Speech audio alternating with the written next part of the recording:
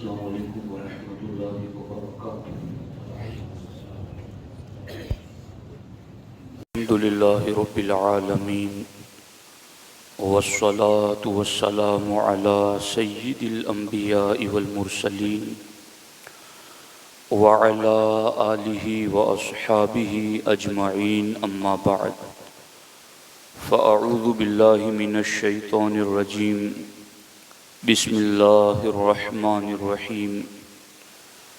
من عمل صالحا من ذكر أو أنثى وهو مؤمن فلنحيينه حياة طيبة ولنجزينهم أجرهم بأحسن ما كانوا يعملون. صدق الله العلي العظيم وصدق رسوله النبي الأمين المختار الكريم الرؤوف الرحيم. انتہائی احترام و عقیدت کے ساتھ حضور سید المرسلین، خاتم الانبیاء، شفیع المذنبین، رحمت للعالمین، خاتم المعصومین، راحت العاشقین، صلی اللہ تعالی علیہ وآلہ واصحابہ وبارک وسلم کی بارگاہ میں اپنی غلامی کا ثبوت دیں، اور جس طریقے سے میں پڑھا ہوں میرے ساتھ مل کر حضور دل کے ساتھ نذرانہ محبت پیش کریں. الصلاۃ والسلام علیک یا رسول اللہ، الصلاۃ والسلام علیک یا حبیب اللہ، الصلاۃ والسلام علیک یا نبی اللہ، وعلی آلک واصحابک یا نور اللہ، صلی اللہ تعالی علیہ وسلم.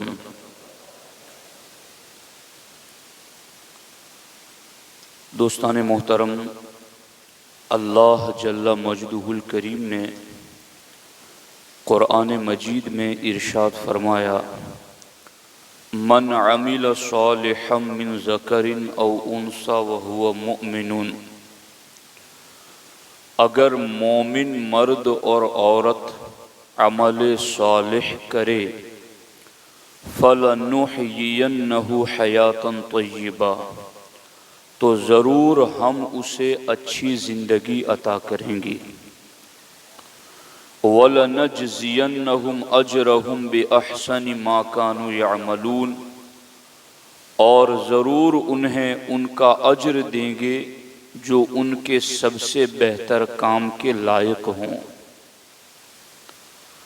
اللہ جل مجدہ الکریم نے قرآن مجید کے اس فرمان میں مومن مرد اور عورت کو عمل صالح کرنے پر پاکیزہ زندگی عطا کرنے اور بہترین اجر عطا کرنے کی بشارت اور خوشخبری عطا فرمائی.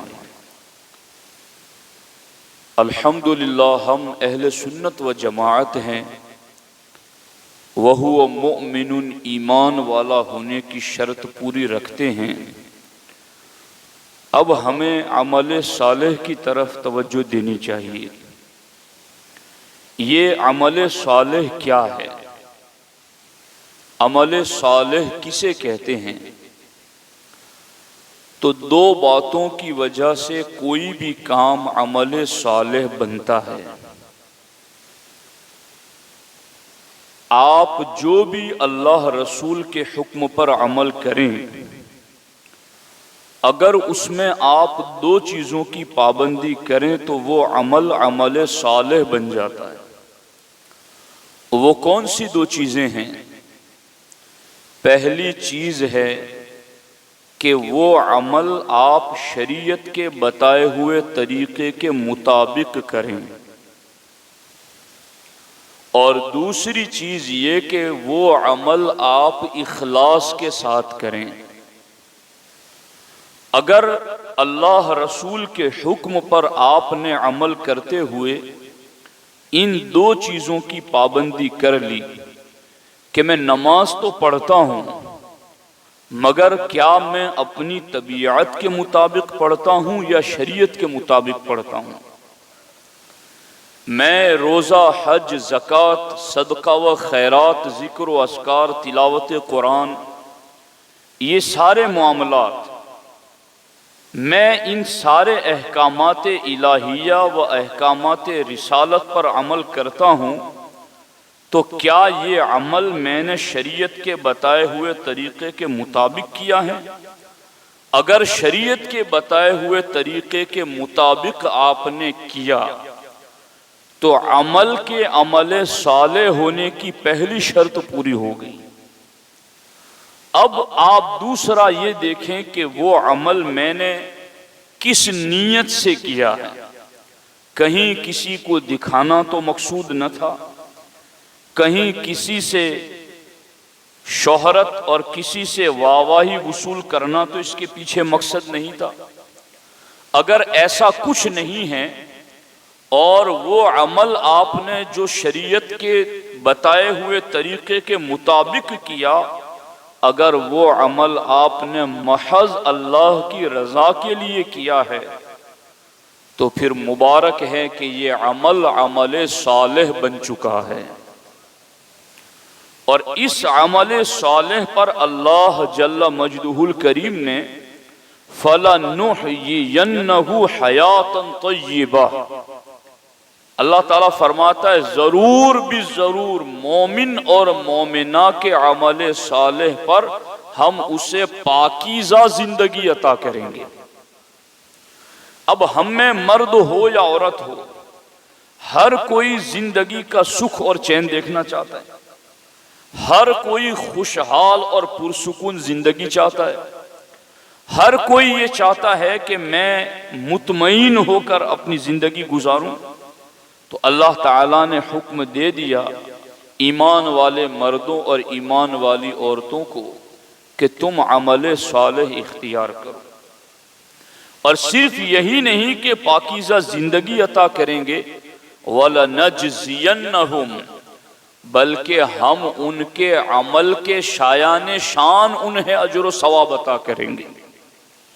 پھر اخلاص کے بھی درجے ہیں، وہ جس قدر بڑھتا چلا جائے گا اسی قدر اجر و ثواب بھی بڑھتا چلا جائے گا۔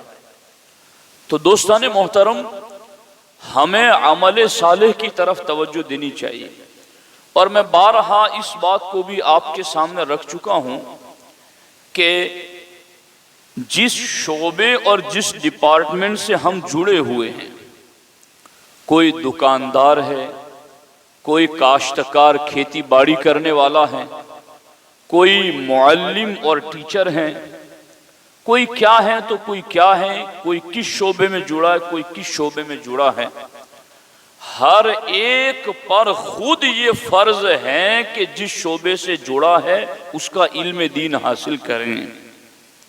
اس کے اوپر از خود فرض ہے کہ وہ جائیں کسی عالم دین کے پاس، جائیں قرآن اور حدیث کے پاس، جائیں دین اور شریعت کے پاس، اور وہاں جا کر کے اپنا جو معاملہ جس میں سے وہ جڑا ہوا ہے اس کے اندر اسے کیسے رہنا ہے اس کا علم سیکھنا اس کے اوپر فرض ہے۔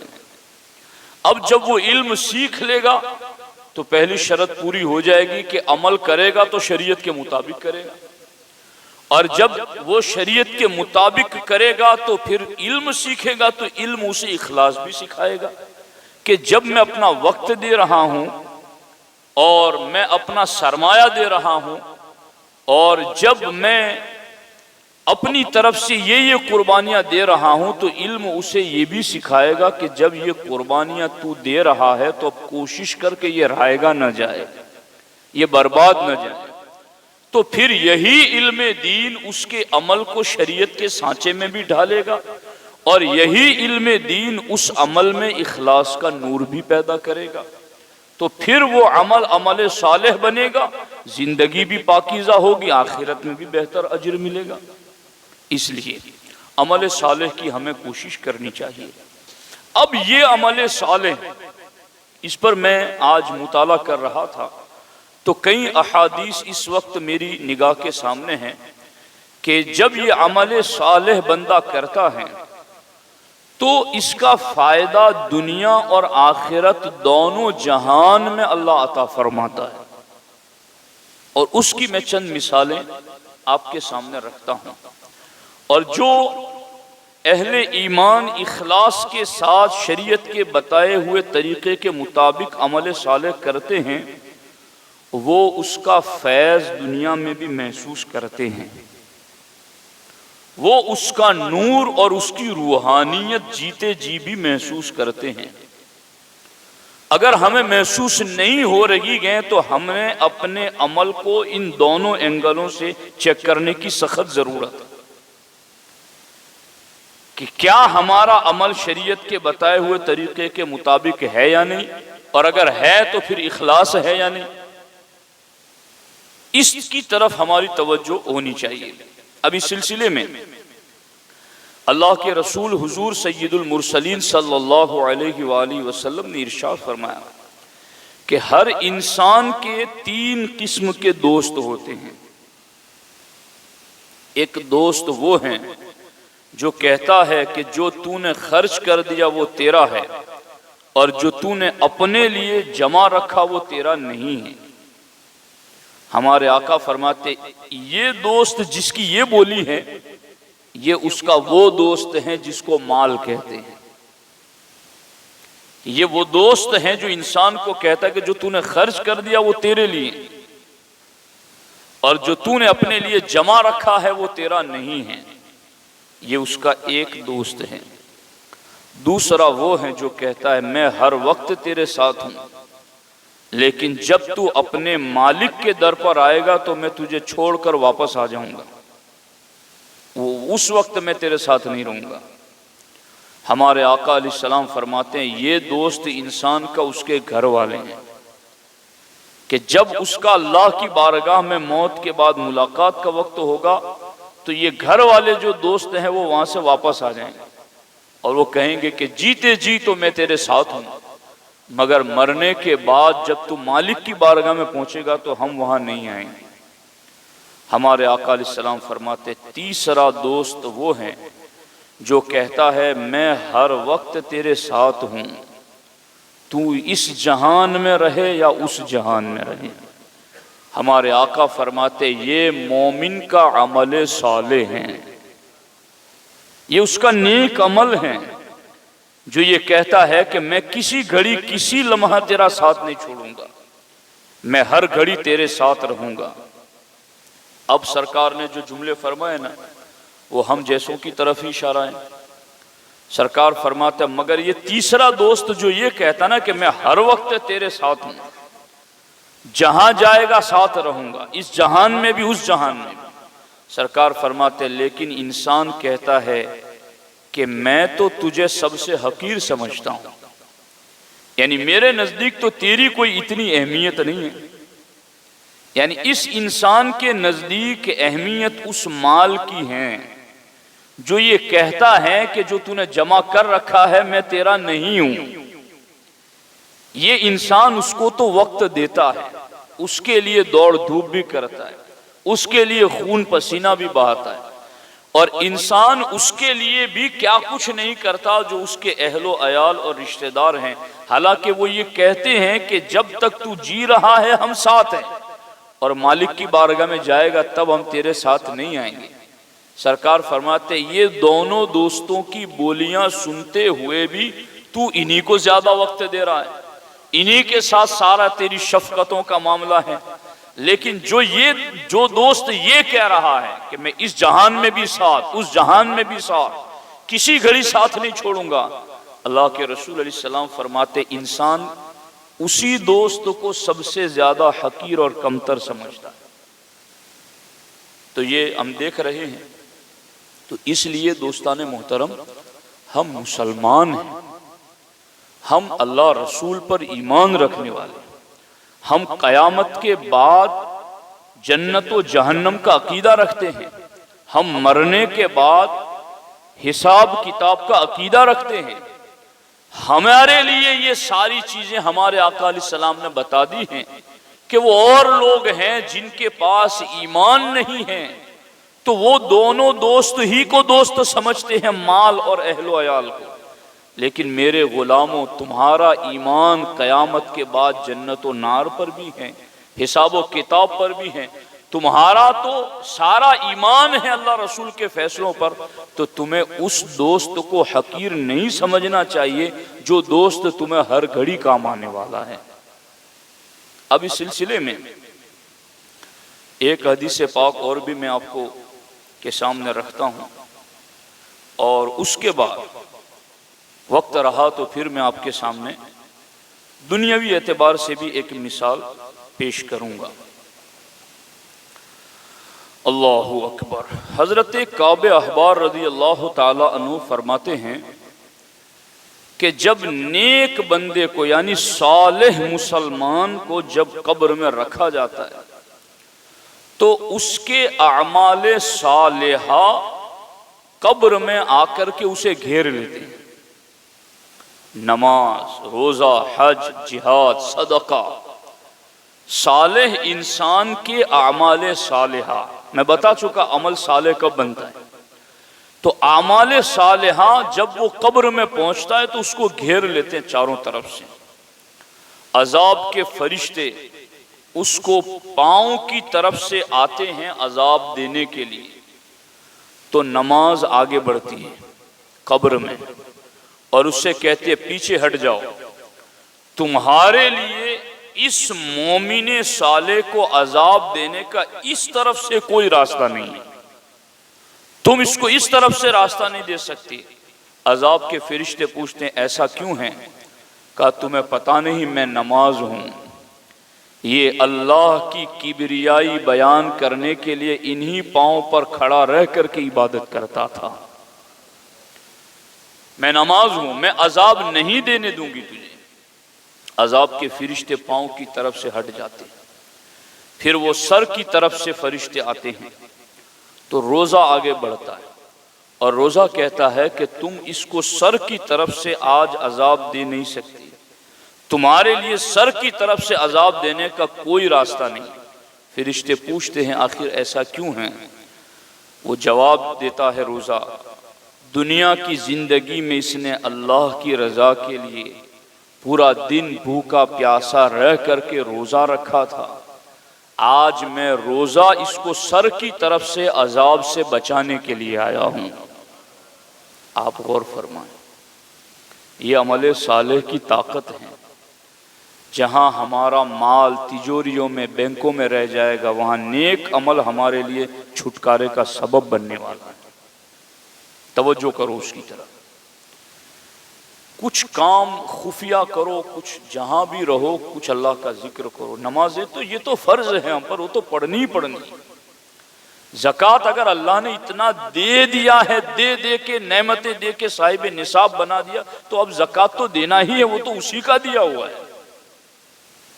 حج ادا کر رہے ہیں تو اس نے پہلے میں مالک نصاب بنایا ہے، پھر کہا ہے اب حج کرو۔ فرائض کے بارے میں تو کوئی کوتاہی ذرہ بھر ہونی ہی نہیں چاہیے، مگر عمل صالح باقی جو اذکار ہیں، تلاوت ہیں، عبادات ہیں، ان کی طرف بھی ہماری خصوصی توجہ ہونی چاہیے۔ اب اس سے آگے دیکھیں کہ جب وہ فرشتے سر کی طرف سے ہٹ جاتے ہیں تو جسم کی دوسرے حصوں کی طرف سے آتے ہیں، تو حج اور جہاد قبر میں آگے بڑھتے ہیں۔ عذاب کے فرشتوں سے کہتے ہٹ جاؤ، اس کو جسم کے دوسرے حصوں کی طرف سے تم عذاب نہیں دے سکتے، کیونکہ اس نے اپنی جان کو، جسم کو مشقت میں ڈال کر کے اللہ کی رضا کے لیے حج اور جہاد کیا تھا۔ یہاں تک کہ عذاب کے فرشتے اس کے جسم کے اور حصوں کی طرف سے بھی ہٹ جاتے ہیں، ہاتھوں کی طرف سے آتے ہیں تو صدقہ آگے بڑھتا ہے۔ میرے دوست کے قریب نہ آؤ، پھر صدقہ اور خیرات اس کے ہاتھوں سے بھی عذاب کے فرشتوں کو دور کر دیتے ہیں۔ پھر اس سے کہا جاتا ہے آج تیرے لیے کوئی مشقت نہیں، اللہ نے تجھے پاکیزہ زندگی عطا کی ہے، فَلَنُحْيِيَنَّهُ حَيَاتًا طَيِّبَةً، آج تیرے لیے کوئی مشقت نہیں۔ عذاب کا فرشتہ کسی بھی طرف سے آ جائے، چونکہ تو نے ایماندار ہوتے ہوئے عمل صالح کیا تھا، آج ہم تجھے پاکیزہ زندگی عطا کریں گے۔ اللہ اکبر۔ پھر اس کے لیے جنت کے بچھونے بچھائے جاتے ہیں، قبر کو جہاں تک نظر جاتی ہے کشادہ کر دیا جاتا ہے، اس کو اجر و ثواب کی بشارتیں سنائی جاتی ہیں۔ آپ نے دیکھا کہ نیک عمل کرنے والے کو عمل صالح کہاں کہاں کام آتا ہے۔ اور اس سے اور آگے بڑھیں، دنیاوی زندگی کے اندر بھی آپ دیکھیں، ہمارے آقا علیہ الصلوۃ والسلام ارشاد فرماتے ہیں کہ اگلے زمانے میں 3 لوگ سفر پر نکلے تھے۔ سرکار فرماتے ہیں کہ وہ رات کے وقت کسی پہاڑ کی غار میں جا کر ٹھہرے، صبح یہاں سے آگے سفر کریں گے۔ غار میں جس دہانے سے وہ اندر گئے تھے، تھوڑی دیر کے بعد ایک بڑی چٹان اوپر سے آئی سرک کر کے اور اس دہانے کی اوپر آ کر رک گئی، جس سے ان کا باہر نکلنے کا راستہ بند ہو گیا۔ ہمارے آقا علیہ السلام فرماتے ہیں اب ان تینوں کو جو اس غار میں بند ہو چکے ہیں، جنگلی علاقے سے گزر، کوئی عام راستہ نہیں کہ کوئی مدد کے لیے پہنچے، کوئی انسان وہاں سے گزرے، اب ان تینوں کو اس تاریک اندھیرے میں ایسا لگا کہ اب ہماری جان یہیں پر نکل جائیں گی، ہم نے یہیں پر جینا ہے، مرنا ہے، جتنی سانسیں باقی ہیں۔ جب ان تینوں کو ایسا لگا کہ اب ہمارے لیے کوئی بظاہر واسطہ ذریعہ نہیں رہ گیا بچاؤ کا، تو ان تینوں کو اپنی زندگی کے کیے ہوئے نیک عمل یاد آئے، اور ان تینوں نے اپنی اپنی زندگی کا ایک ایک نیک عمل اللہ کی بارگاہ میں بطور وسیلہ پیش کر کے دعا کی۔ ایک شخص نے ہاتھ اٹھائے، اے اللہ، میرے یہاں ایک شخص مزدوری کے لیے آیا تھا، مزدوری لیے بغیر چلا گیا، میں نے اس کی محنتانے کی رقم کو جانوروں میں لگا دیا اور اس سے جانور خریدا، پھر اس سے بڑی نسل بڑھی اس جانور سے۔ لمبے زمانے کے بعد وہ مزدور میرے علاقے سے گزرا تو میرے گھر آیا مزدوری لینے کے لیے۔ میں نے اس سے کہا کہ یہ باڑے میں جتنے بھی جانور ہیں وہ سب کے سب تیرے ہیں۔ اس نے کہا تھا کہ مذاق نہ کرو مجھ سے، میں نے کہا تھا کہ تیری رقم ہی سے میں نے جانور خریدا تھا، اور یہ اسی کی ساری نسل ہے، یہ سب کے سب تیرے ہیں۔ میں نے اس کو وہ سارے جانور دے دیے تھے۔ اے اللہ، وہ امانت داری اگر تیری رضا کے لیے تھی تو آج ہمارے لیے اس مصیبت سے نکلنے کا راستہ بنا دے۔ دیکھو عمل صالح بند تاریک کوٹھریوں میں بھی کیسا نور پیدا کر دیتا ہے، کٹھن حالات میں بھی مومن کے لیے نجات کا کیسے راستہ بنا دیتا ہے۔ اس کی دعا ختم ہوئی کہ چٹان سرکنا شروع ہو گئی، ابھی پوری نہ سرکی تھی کہ دوسرے نے ہاتھ اٹھا دی، اے اللہ، میں جانوروں کا دودھ نکال کر گھر لاتا تو روزانہ سب سے پہلے اپنے والدین کو پلاتا، بعد میں اپنے بیوی بچوں کو پلاتا۔ ایک دن آیا، والدین سو چکے تھے، میں نے ان کو پلائے بغیر اپنے بیوی بچوں کو نہیں پلایا، یہاں تک کہ وہ اٹھے پہلے انہیں پلایا۔ اے اللہ، اگر میرا یہ عمل تیری رضا کے لیے تھا تو اس مصیبت سے نکلنے کا راستہ بنا دے۔ ابھی اس کی دعا بھی ختم نہ ہوئی تھی کہ پھر چٹان سرکنا شروع ہو گئی۔ تیسرا شخص، اس نے بھی ہاتھ اٹھائے، اے اللہ، میری چچا زاد بہن مفلسی میں تھی، میرے پاس مدد مانگنے آئی، میں نے اس سے غلط خواہش کا اظہار کیا، جس پر وہ اپنے بیٹوں کی بھوک کی وجہ سے رضامند ہوئی۔ جب میں اس کے قریب گیا تو اس کے جسم پر کپ کپی طاری ہوئی، تو میں نے کہا کہ تمہارے جسم پر کپ کپی کیوں ہے؟ میرے تیرے سوا تو تیسرا کوئی دیکھنے والا نہیں ہے۔ تو اس میری چچا زاد بہن نے کہا تھا کہ مجھے اور تجھے ہر حال میں خدا دیکھ رہا ہے۔ اے اللہ، اس وقت میں نے گناہ کو بھی چھوڑ دیا، توبہ بھی کر لی، اور اس بہن کو جو ضرورت تھی اس کی مدد بھی کر دی۔ اللہ، اگر وہ میری نیکی تیری رضا کے لیے تھی تو میرے لیے نکلنے کا راستہ بنا دے۔ ان تینوں کی دعا کیا ہوئی؟ وہ پوری چٹان سرک کر کے ہٹ گئی اور ان کے لیے نکلنے کا راستہ پیدا ہو گیا۔ آپ غور کر رہے ہیں، جہاں ہماری دنیاوی طاقتیں دم توڑ دیتی ہیں، عمل صالح کی طاقت وہاں کام آ جاتی ہے۔ قبر میں، دنیا کے ان معاملات کے اندر۔ اس لیے اے ایمان والو، ہمارا رب ہمیں حکم دیتا ہے، من عمل صالحا من ذکر او انثى وهو مؤمن فلنحيينه حیاتا طیبہ۔ قبر کی پاکیزہ زندگی چاہیے یا زمین کے اوپر کی پاکیزہ زندگی چاہیے؟ ایمان والے مرد اور عورتوں، تم عمل صالح شروع کر دو، رب یہاں بھی پاکیزہ زندگی عطا کرے گا، وہاں بھی پاکیزہ زندگی عطا کرے گا۔ یہ قرآن مجید کا فیصلہ ہے۔ اس لیے عمل صالح کی طرف ہمیں توجہ دینی چاہیے۔ عمل صالح کیا ہے وہ میں نے آپ کو عرض کر دیا ہے، اس کی طرف ہم سب کو خصوصی توجہ دینی چاہیے۔ اللہ کریم کی بارگاہ میں دعا ہے، اللہ جل مجدہ الکریم مجھے آپ کو سب کو عمل صالح کی توفیق عطا فرمائے۔ السلام علیکم ورحمۃ اللہ وبرکاتہ۔